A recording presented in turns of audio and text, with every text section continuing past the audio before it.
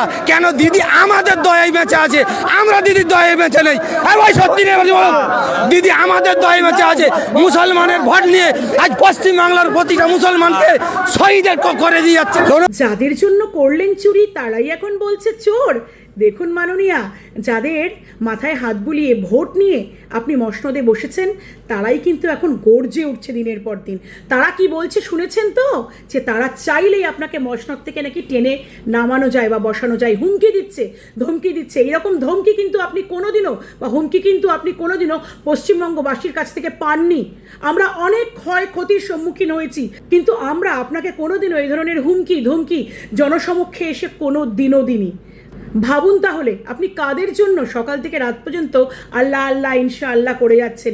কেউ বোকা নয় মাননীয়া, ওরাও বোঝে, ওদেরও বুদ্ধি আছে যে ওদেরও হক মেরে কেউ নিজের আখের গোছাতে পারবে না, তাহলে ওরাও তাদেরকে ছেড়ে দেবে না।